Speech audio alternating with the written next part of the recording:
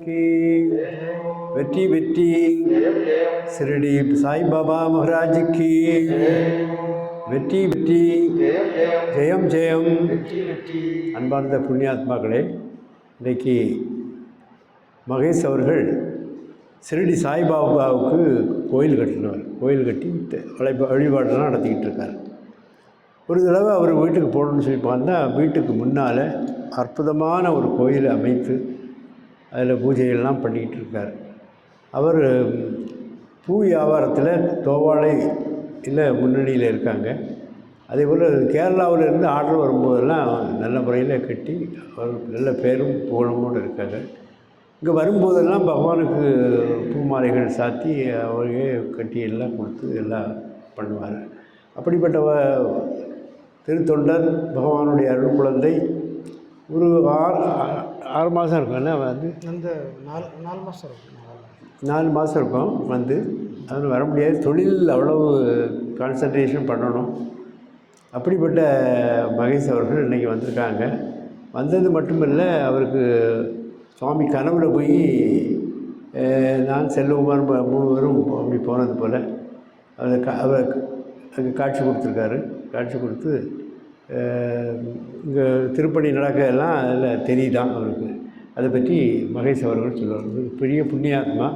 அவருக்கு அடுத்த பிறவியே கிடையாது. அவங்க குடும்பத்தில் எல்லாருக்கும் பல பிரச்சனைகள் இருக்கும். உடல் ரீதியாக மன ரீதியாக இருக்கும். அதையெல்லாம் மாற்றி விட்டுருவார்.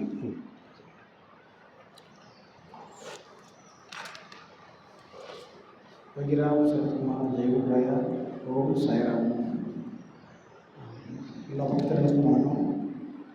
நம்ம திருக்கோவிலுக்கு நம்ம வந்து ஒரு 6 மாதம் ஆச்சு. அந்த 6 மாதம் முடிஞ்சு இப்போ தான் வந்திருக்கு. 4-5 மாதம் கேப்பில் என்னென்னா, இப்போ வேலை பூக்கிட்டு ஆட்டோ காரணம் வர முடியல. ஸோ நான் வரணும்னு நினச்சிட்ருக்கேன். ஸோ நம்ம இந்த வேலை வர முடியாத ஒரு சூழ்நிலை. ஸோ இன்றைக்கி அதிகாலையில் சுவாமி ஒரு 4 மணி இருக்கும். 4 மணிக்கு சுவாமி வந்து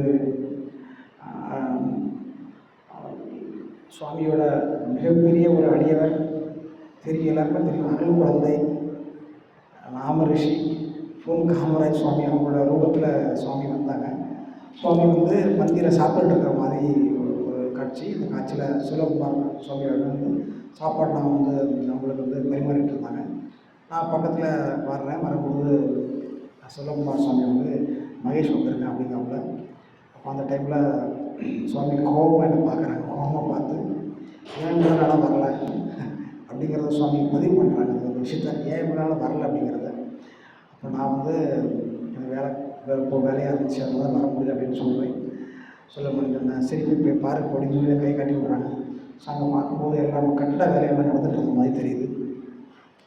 அது கூடவே பஜனை பண்ணிக்கிட்டே நம்ம குரூப் அந்த பஜனை பண்ணிக்கிட்டே நான் சிவகுமார் அண்ணன் எல்லாரும் சேர்ந்து பஜனை பண்ணிக்கிட்டே அந்த கட்டிடத்துக்குள்ளே போகிறோம். அப்படியே காலைல ஒரு காட்சி. சரி, அதனால் இன்றைக்கி வந்து எவ்வளோ வேலை இருந்தாலும் இன்றைக்கி சுவாமி பார்க்கணும்னு சொல்லி முடிவு பண்ணி இன்றைக்கி காலையிலேயே கிளம்பி வந்தாச்சு. இது வந்து சாப்பாடும் நான் இன்றைக்கி அவங்களோட சேர்ந்து சாப்பிடணும் அப்படின்னு சொல்லிட்டு ஒரு மிகப்பெரிய ஒரு ஆசை இருந்துச்சு. ஆசைக்கிறத விட அது வந்து அதுதான் கனவாக காட்சிச்சோன்னு தெரியல. எனக்கு மனசுக்குள்ளே என்ன ஒரு உதயமாச்சு. அதை நிறையத்துக்காக தான் ஓடி வந்து அன்றைக்கி இந்த சாமியை வணங்கிட்டு சாமியோட பேசிக்கிட்டு பெரிய ஒரு என்ன சொல்கிறது, பகவானை வந்து நம்பியாச்சு அப்படின்னா நம்ம நினைக்காம இருந்தாலும் பகவான் வந்து எந்த நேரம் நம்மளால் நினச்சிருக்கோம் அப்படிங்கிறது மிகப்பெரிய ஒரு ஒரு உதாரணம் தான் இது. நம்மளுடைய லௌகிக வாழ்க்கையில் நம்ம எல்லா விஷயத்தையும் மறந்து நம்ம ஒவ்வொன்றே நினச்சிட்டு இருந்தா கூட சுவாமி அவங்களோட பக்தர்களை எங்கே இருந்தாலும் அவங்க காப்பாற்றுறதுக்கும் நினைக்கிறவங்க அவங்க வந்து ஒரு நிமிஷம் கூட தவற மாட்டாங்க. அதுக்கு ஒரு சின்ன உதாரணம் தான் இது.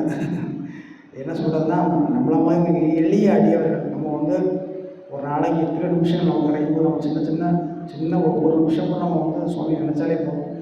அதுக்கு கைங்கரியமாக சுவாமி வந்து நம்மளை வந்து அவங்க மனசில் வந்து நம்மளை வாழ்நாள் முழுக்க மனசில் இருந்து நம்மளை வந்து காப்பாங்க. அது ஒரு மிகப்பெரிய ஒரு சின்ன ஒரு எக்ஸாம்பிள் தான் இது. ஓம் சாய்ராம். வகிராம் சரத்குமார் ஜெயகுராயா. योगी राम सूरत कुमार योगीराम सूरत कुमार जय गुरुराय योगीराम सूरत कुमार योगीराम सूरत कुमार योगीराम सूरत कुमार जय गुरु